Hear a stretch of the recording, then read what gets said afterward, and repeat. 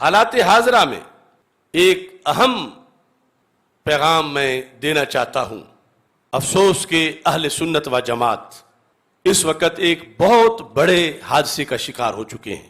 وہ حادثہ یہ ہے کہ بہت سی گدیوں کے سجادہ نشین، بہت سے علماء، بہت سے لیڈر محسوس طریقے سے یا غیر محسوس طریقے سے رفض کو قبول کر چکے ہیں، اگرچہ وہ مانے یا نہ مانے۔ بلکہ یہ ہمیشہ دستور رہا ہے کہ روافض نے اہل سنت کو خارجی ہونے کا طعنہ دیا، اور اہل سنت میں سے جو ان کے ہتھے چڑھ گئے انہوں نے اصلی اہل سنت شو کیا۔ یہ ان حوالوں سے کتابیں بھری ہوئی ہیں، صدیوں میں ایسا ہوتا رہا، اور آج پھر وہ تاریخ دہرائی جا رہی۔ اس کا ایک ثبوت یہ جو 15 مئی کو سنی کانفرنس کے نام سے اجتماع ہو رہا ہے، یہ دو جماعتیں، جماعت اہل سنت اور مرکزی جماعت اہل سنت، ان کا آپس میں جھگڑا ہی عقیدے کا تھا، اور اب دونوں ایک غیر سنی سوچ پہ متحد ہیں اور ایک جگہ اکٹھے ہو رہے ہیں۔ میں اس وقت تفصیل میں نہیں جانا چاہتا۔ لوگ بھی پریشان ہیں کہ اب جن کے ہم ہاتھ چومتے تھے، جن کے ہم دست پہ بیعت تھے، جن کے ہم شاگرد ہیں، ہم کیا کریں، ہم کدھر جائیں؟ تو اس سلسلہ کے اندر میں لوگوں کی تشفی کے لیے یہ پیغام دینا چاہتا ہوں، اور اس لیے بھی کہ کل جب یہ یعنی 15 کو کانفرنس ہوگی تو جس طرح دنیا کہہ رہی ہے ہر طرف کہ یہ لوگ بدل گئے ہیں، پہلے یہ تھے، یہ ان کی یو ٹرن ہیں، یہ ان کی پہلی تقریریں ہیں، یہ ان کی اب تقریریں ہیں، اور میں بھی کہتا ہوں بدل گئے ہیں، بلکہ اس کہنے پر مجھے بہت سی سزائیں بھگتنی پڑی ہیں۔ وہ جب سارے اکٹھے ہوں گے تو وہ کہیں گے یہ بدل گیا ہے، یہ ایسا ہے، یہ ویسا ہے۔ کوئی کہے گا ہمیں کسی سے سنیت کے سرٹیفکیٹ لینے کی کوئی ضرورت نہیں، یہ کون ہوتے ہیں ہمیں رافضی کہنے والے؟ کوئی کہے گا یہ تو ابھی پیدا ہی نہیں ہوا تھا، ہم اس وقت کے سنی ہیں۔ کوئی یہ کہے گا اگر ہم سنی نہیں تو پھر سنی کوئی بھی نہیں۔ اس طرح کی تقریریں ہوں گی۔ تو قبل اس کے کہ یہ وقت آئے، نہ میری بات نہ ان کی بات، اعلی حضرت امام احمد رضا بریلوی سے پوچھ لیتے ہیں کون بدلا ہے، حضرت مجدد الفسانی رحمۃ اللہ علیہ سے پوچھ لیتے ہیں کون بدلا ہے۔ میں صرف 2 حوالے پیش کر رہا ہوں، اس کے مطابق وہاں اکٹھے ہونے والوں میں سے نصف سے زائد کا بدلے ہوئے ہونا ثابت ہوگا، نصف سے زائد۔ اگرچہ وہ جو اکٹھے ہو رہے ہیں، جس فکر پر انہوں نے ایک نیا انداز گھڑا ادب اہل بیت کا، وہ خود اس کے مطابق اکثریت ان میں سے اس تازہ گھڑی ہوئی فکر کی روشن میں خود توہین اہل بیت کی مرتکب بھی ثابت ہو رہی ہوگی۔ کیسا اجتماع ہوگا معاذ اللہ، جس میں مختار ثقفی جیسے دجال کذاب نبوت کے دعوے دار کی عقیدت مند بھی بیٹھے ہوں گے۔ کیسی سنی کانفرنس ہوگی جس میں حضرت سیدنا امیر معاویہ رضی اللہ تعالی عنہ کو بار بار بھونکنے والے بھی بیٹھے ہوں گے۔ کیسی سنی کانفرنس ہوگی جس میں اہل سنت ہونے کی یہ جو بہت بڑی نشانی ہے کہ یہ قطعی عقیدہ رکھتے ہیں کہ امت میں صحابہ میں سب سے پہلا نمبر صدیق اکبر رضی اللہ تعالیٰ عنہ کا ہے، اس سے بغاوت کرنے والے بیٹھے ہوں گے۔ کیسی سنی کانفرنس ہوگی جس میں امام اعظم ابو حنیفہ کی بیان کردہ سنی کی شرائط کی خلاف ورزی کی جا رہی ہوگی۔ ایسا ایک گھڑا گیا ہے عقیدہ جس میں مولا علی رضی اللہ تعالی عنہ کو سرکار کی وساطت سے نہیں، علیحدہ مستقل طور پر ماننے جاننے کے لحاظ سے رافضی سوچ دی گئی۔ یہ پوچھیں گے، آج لوگ پوچھتے ہیں یہ کیوں رافضی بن گئے، کیوں رافضی بن گئے، کیوں رافضی ہوئے، کس بیس پہ ہوئے؟ اور یہ ہے کہ چھوٹے چھوٹے جو فروعی اختلافات ہیں وہ بڑے بڑے اماموں سے لوگوں کے ہوتے رہتے ہیں، لیکن عقیدے کا اختلاف معاف نہیں۔ تو اعلی حضرت فاضل بریلوی کی یہ جو مستند ہے اس میں عقیدہ لکھا ہے ایک، میں وہ عقیدہ پیش کر رہا ہوں اور سارے اہل سنت عوام کو کہہ رہا ہوں کہ یہ ہے اہل سنت کا عقیدہ، اور وہاں اکٹھے ہونے والوں کی سینکڑوں تقریریں اس اعلی حضرت کے لکھے ہوئے سے بغاوت پر ہیں، اور وہ دعویٰ کریں گے کہ ہم جانتے ہیں فکر رضا کو. تو میں کہتا ہوں یہ جو صفحہ میں بتا رہا ہوں، کون ہے مرد حق جو وہاں سٹیج پہ پڑھ کے اعلی حضرت کا نام لے کے وہاں ٹیسٹ لے ان کا کہ جو اس پہ یقین رکھتا وہ تو سٹیج پہ بیٹھے وہ سنی ہے، اور جو اس کا باغی ہے وہ سٹیج سے اتر جائے. میرے فتوے پر نہیں. جس امام کے نام پہ چندے لیے، مدارس بنائے، عزتیں لی، اور جن کو فکر رضا کہہ کر، اپنا پیشوا کہہ کر آج بھی سارے دھندے چلا رہے ہیں، اب وقت آنے پہ دین کتابوں میں بند، کتابیں الماریوں میں بند، اور یہ خود گامے شاہ کی طرف چل پڑے. یہ مستند کتاب کا نام ہے، یہ معتقد پر حاشیہ ہے مستند امام احمد رضا بریلوی رحمۃ اللہ علیہ کا. اس کا صفحہ نمبر 187 ہے. اس کے صفحہ نمبر 187 میں کئی فاصے لے کر اے گرفتار ابو بکر و علی توچے دانی سر حق کے غافلی، یہ 5-6 لائنیں سنی عقیدے کا خلاصہ ہے. اور یہ لوگ وہاں جو میزبان ہیں اور جو بڑے بڑے وہاں پر کر رہے ہیں کانفرنس، وہ سب اس کے باغی ہیں. میری بات نہیں. وہ کہے یہ بدل گیا، میں کہوں وہ بدل گئے. یہ پڑھ کے کوئی سنائے تو پتہ چلے گا کون بدلا ہے، کوئی کس نے راہ حق چھوڑا ہے. عبارت میں پڑھ دیتا ہوں. کیف ولیس حب الصحابۃ لذواتہم ولا حب اہل البیت لانفسہم بل حبهم جميعا لفصلاتهم برسول اللہ صلی اللہ علیہ وسلم. فمن احب رسول اللہ صلی اللہ علیہ وسلم واجب ان يحبهم جميعا ومن ابغض بعدهم ثبت انه لا يحب رسول اللہ صلی اللہ علیہ وسلم فلا نفرق بین احد منهم كما لا نفرق بین رسول ربنا صلوات اللہ وسلام علیہم. ومن احب ابا بکر ولم يحب علیا كالنواسب والخوارج علم انه انما يحب ابن ابی قحافہ لا خلیفۃ رسول اللہ صلی اللہ علیہ وسلم وحبیبہ وصاحبہ. ومن احب علیا ولم يحب ابا بکر كالروافد علم انه انما يحب ابن ابی طالب لا اخا رسول اللہ صلی اللہ علیہ وسلم وولیہ ونائبہ. وهذا معنی قول المولوی قدس سرہ فی المسنوی. اے گرفتار ابو بکر و علی تو چے دانی سر حق کے غافلی.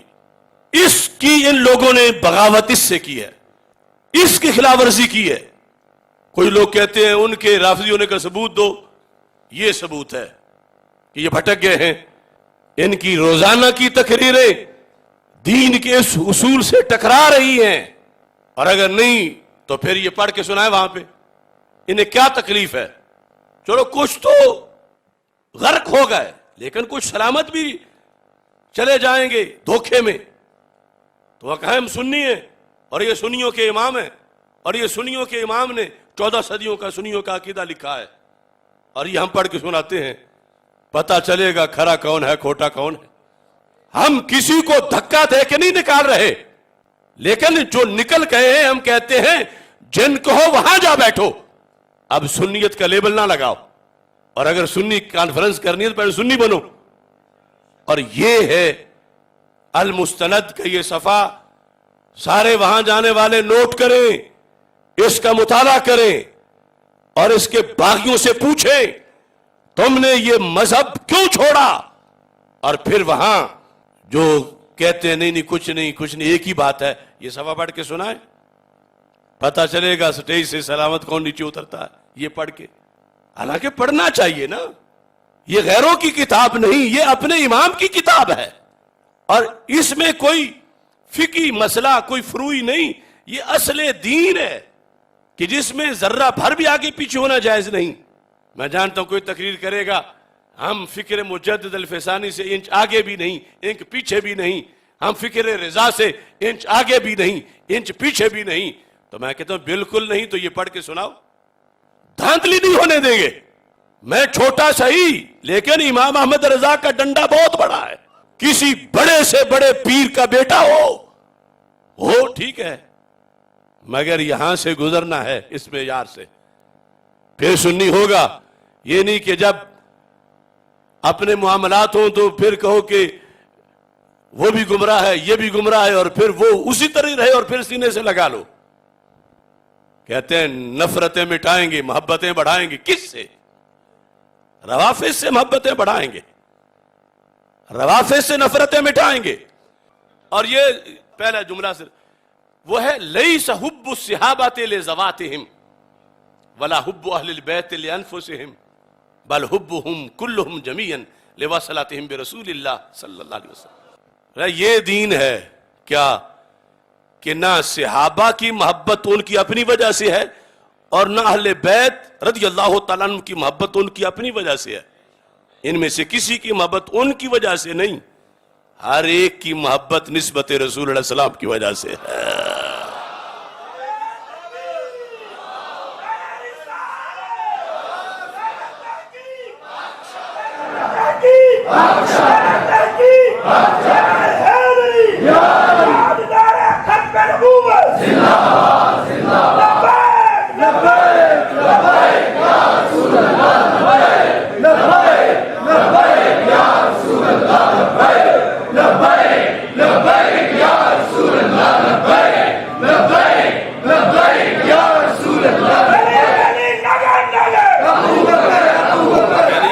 بتا رہے ہیں کہ حضرت مولا علی رضی اللہ تعالیٰ عنہ کی محبت لازم ہے مگر ان کی وجہ سے نہیں، رسول پاک علیہ السلام کی وجہ سے، سرکار کے صدقے، سرکار کے وسیلے سے. اور ایسے ہی حضرت صدیق اکبر رضی اللہ تعالیٰ عنہ کی محبت لازم ہے، ان کی وجہ سے نہیں، سرکار کے صدقے، سرکار کی وساطت سے. اور ہر صحابی کا کہا کہ حضرت امیر معاویہ رضی اللہ تعالیٰ عنہ کی محبت لازم ہے. یہ نہیں کہ بنی امیہ کے تھے فلاں خاندان تھا، نہیں، سرکار کی وجہ سے. اور ان کا بغض منافقت ہے. کس بنیاد پر؟ کہ ان کا بغض نبی بنتا ہے. حضرت مولا علی رضی اللہ تعالیٰ عنہ کا بغض تو واضح ہے کہ چونکہ ان کی محبت سرکار کی وجہ سے ہے تو بغض علی بغض نبی بنتا ہے. اور امام نے جو اصول بتایا فرمایا امیر معاویہ رضی اللہ تعالیٰ عنہ کا بغض بھی بغض نبی بنتا ہے. دوسرا، چونکہ اس پر میں پہلے کئی پروگرام کر چکا ہوں اس لیے اب وضاحت نہیں کر رہا، وہ پروگرام ہو جائے تو پھر میں نے کھول کے رکھ دیا کہ میرا کیا اختلاف ہے ان سے. یہ ہے مکتوبات امام ربانی رحمۃ اللہ علیہ. اور میں یہ ولا اعلان کہہ رہا ہوں، ان بزرگوں کا کوئی صفحہ وہ بھی نکال کے میرے خلاف بھی پیش کریں. کھلا چیلنج ہے ان کو، کھلا چیلنج ہے. اور یہ بھی چیلنج ہے، یہ سارے جو وہاں اکٹھے ہوں گے کاش کہ غازی ممتاز حسین قادری کی تحریک کے وقت بھی یہ نظر آتے.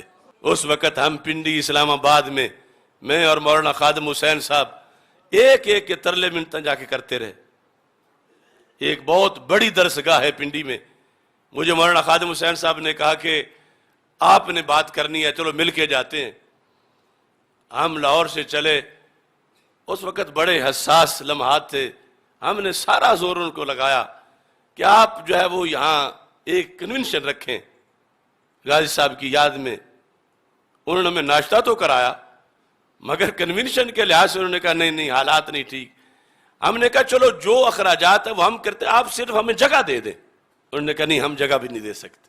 وہ تھے ریکارڈ پر سامنے، اب تو وہ ہیں جو اس بھاگے ہوئے لندن میں تھے. ان کا اتا پتہ ہی نہیں تھا جب ضرورت پڑی تھی دین کو. آخر یہ بھی تو دیکھنا چاہیے. اور میں کہہ رہا ہوں یہ سارے مل کر سب جس کو یہ سمجھتے ہیں اپنا سب سے بڑا، اسے ہی تیار کر کے میرے مقابلے میں بٹھا دیں کسی چینل پر. بلکہ ایک جگہ اکٹھا ہونا بھی ضروری نہیں، وہ اپنے گھر بیٹھ جائیں کہ مناظرہ ہو رہا ہے آن لائن، میں اپنے گھر بیٹھ جاتا ہوں، دودھ کا دودھ پانی کا پانی ہو جائے. خواہ مخواہ کی نگوسلے چلاتے پھر رہے ہیں. سب مل کر آ جائیں. میں بتاؤں گا کہ تم ہٹ گئے ہو، پھسل گئے ہو، پتہ نہیں وجہ کیا ہے، یہ میرا بتائیں. اور انہوں نے جو عقیدہ معصومیت میں دھاندلی کی تھی، ہمارا ریکارڈ دیکھو، یہ ایک دلیل نہیں لا سکے، اور ہمارے جو ہے وہ تقریباً 50 گھنٹوں سے زائد کے دلائل ان کے اوپر بوجھ بنے ہوئے ہیں، کہ کسی ایک دلیل کا جواب۔ وہاں ایک ہمارے بڑے محترم رہے ہیں بڈھے شاہ صاحب، انہیں ابھی تک یہ پتہ نہیں چل رہا کہ تفضیلی کیا ہوتا ہے، رافضی کیا ہوتا ہے۔ اب آ کر وہ مکس کرنا شروع ہو گئے ہیں کہ نہیں اتنے میں تفضیلی نہیں بنتا، اتنے میں رافضی نہیں بنتا۔ مکتوبات شریف جلد نمبر 2 کا صفحہ نمبر 86، حصہ ششم دفتر دوم، یہ 4 لائنیں میں ان کو پیش کر رہا ہوں۔ کس پر؟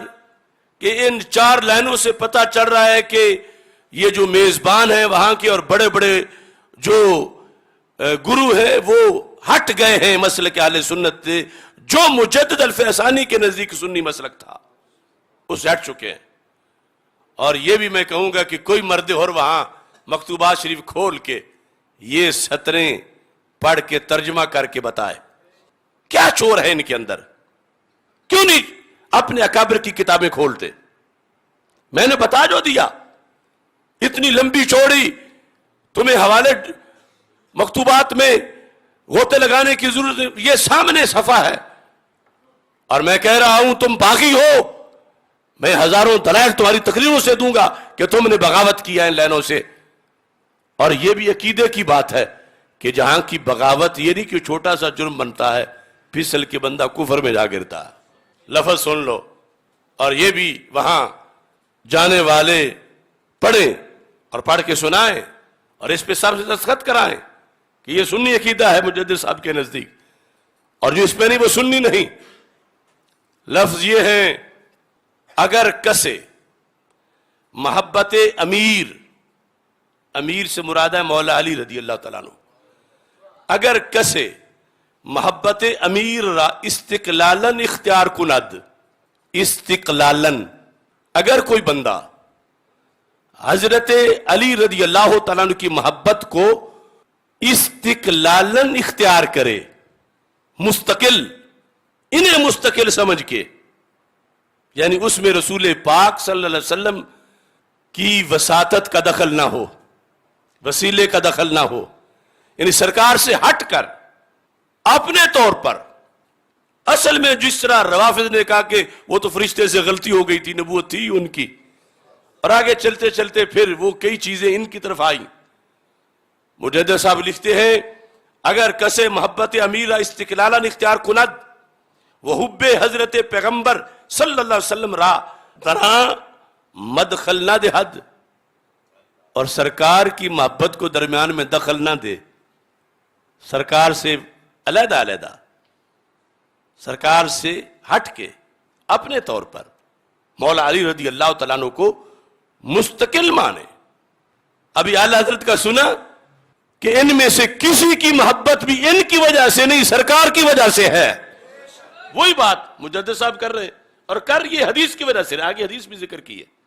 تو کہتے ہیں وحب حضرت پیغمبر رضی اللہ تعالیٰ عنہ را درا مدخل نہ دہد از مبحث خارج است، فرماتے ہیں ایسا بندہ تو منہ لگانے کے لائق ہی نہیں، وہ بات سے ہی خارج ہے، کہ ہم سنیوں کی بات کر رہے ہیں، یہ تو سنی نہیں ہے۔ از مبحث خارج است، پھر وقابل مخاطبت نہ، یہ ترجمہ ہے منہ لگانے کے قابل ہی نہیں، اس سے تو گفتگو ہی نہیں کرنی چاہیے۔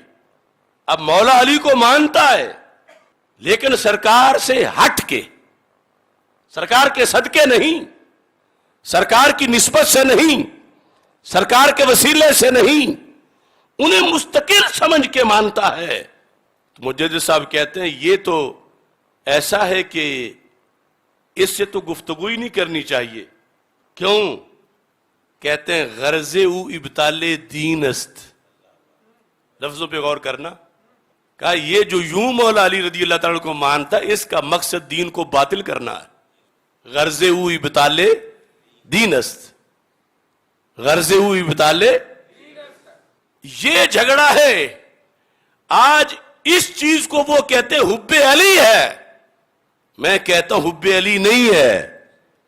جو تم مستقل مان رہے ہو اور دلیلیں اٹھا اٹھا کے بتاتے ہو، تمہیں پتہ ہی نہیں کہ مولا علی کو مستقل مانے سرکار کو چھوڑ کے. تو مجدد صاحب نے کہا غرض او ابطال دین است، ایسے لوگوں کا مقصد دین کو باطل کرنا ہے.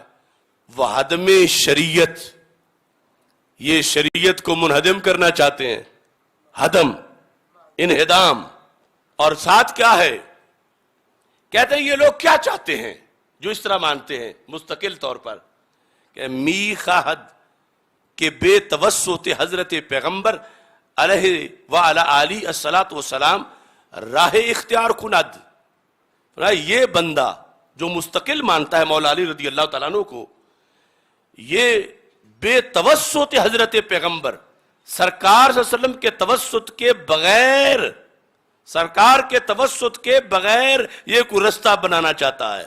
لفظ سنو کہ بے توسط حضرت پیغمبر علیہ وآلہ الصلاۃ والسلام راہ اختیار کند و از محمد بعلی گرایت صلی اللہ علیہ وسلم. یہ محمد سے یعنی انہیں چھوڑ کے علی کی طرف آ رہا ہے.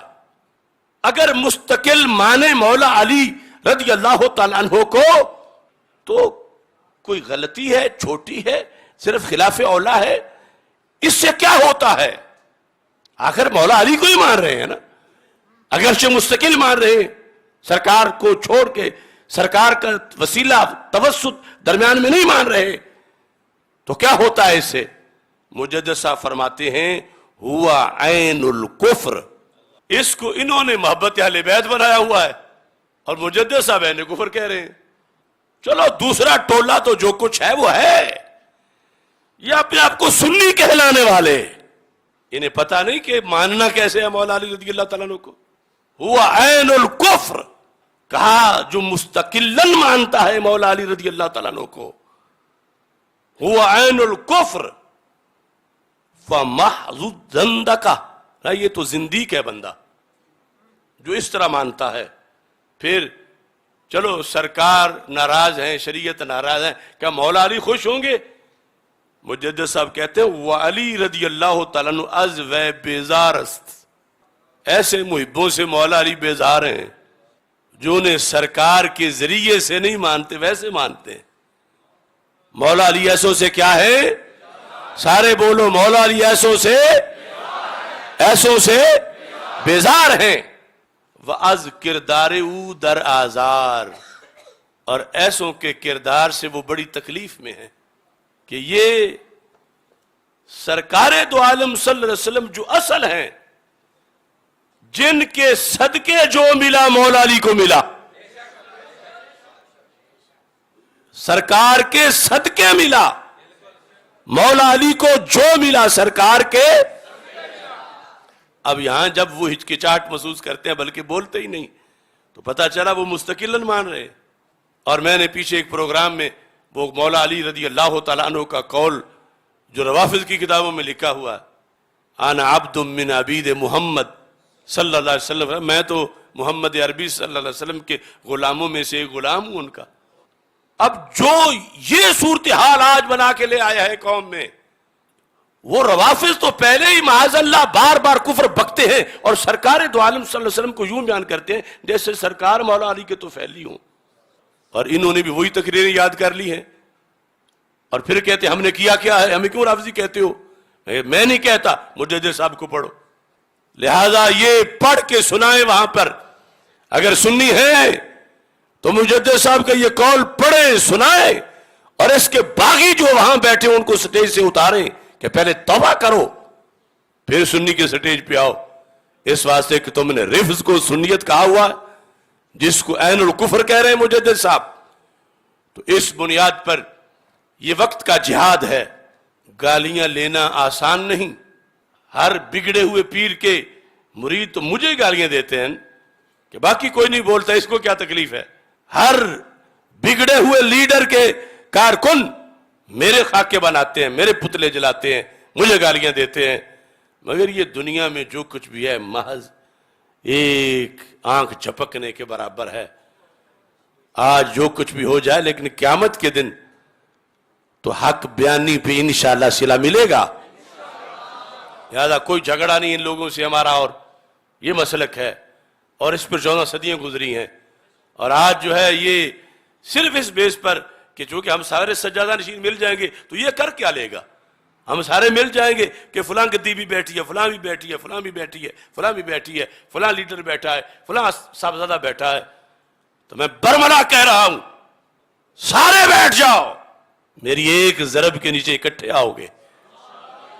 اگر حق پر آتے ہو تو تمہارے جوتے بھی سر پہ رکھوں گا. اگر مسلک سے ٹکراؤ گے تو پھر ایک ضرب سے تمہارا شکار کروں گا. اور انشاءاللہ اب سمٹ کے اوپر سے یہ سب ایک طرف کے سائیڈ پہ ہو جائیں گے. اللہ کا فضل ہے، عوام میں سنی کل بھی وہی کھڑا تھا جہاں اعلی حضرت اور مجدد صاحب نے کھڑا کیا، اور آج بھی اللہ کے فضل سے وہی کھڑے.